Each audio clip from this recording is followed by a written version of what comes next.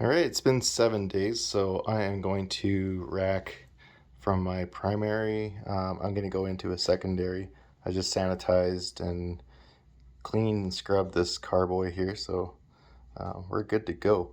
I do notice quite a bit of settlement in the bottom there, so I'm hoping this is the only reason I'm transferring to a secondary. Normally, I can go straight to a keg, but I want a clean beer. I'm loving the color right now. It is turning out to be a red ale as I planned. So I'm gonna pop the airlock off here, and I don't have a closed transfer, unfortunately. Something I want to get into, but all right. Well, let's see how she does. See, as you can see there was a bit of yeast right away. So this is gonna clear it up a lot once this secondary is filled up here.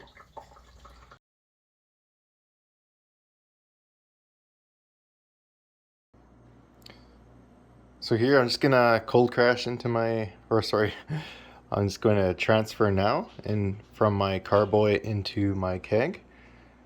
And then I'm gonna take my keg and I'm gonna cold crash it, I believe, for a day or so. And then I'll force carbonate it.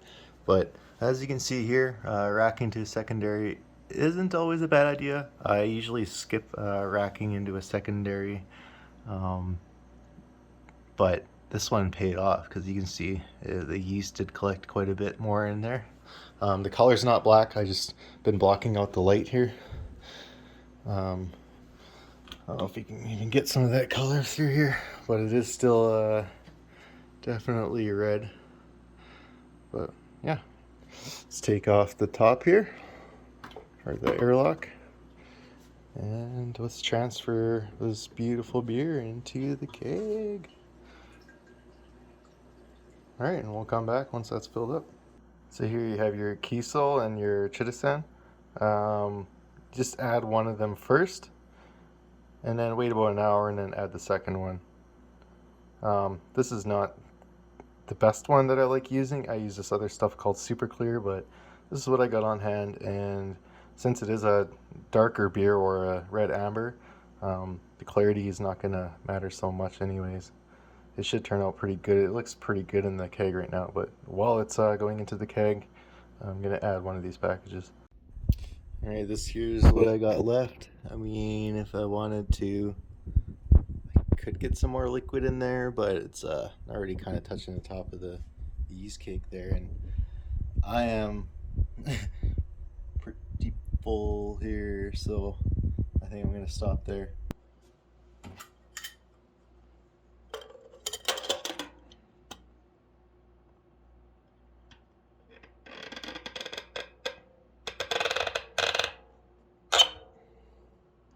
And before I force carbonate here, I just have one of my lines from my keys right here long enough. So what I'm gonna do is pop this over here,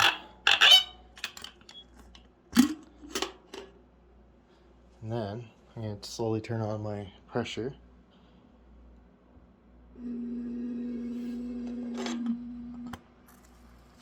And the lid should seal itself.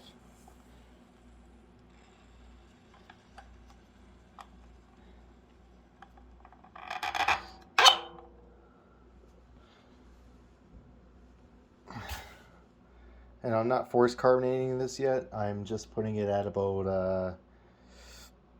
well, I had it at 20 psi, and then I'm just going to change it down to about 10. And then you want to do this a few times, about 3 times, just to make sure you get all that oxygen out of there.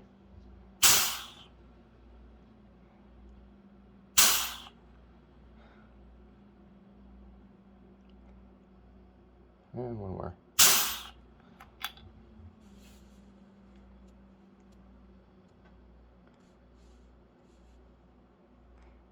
And that's it.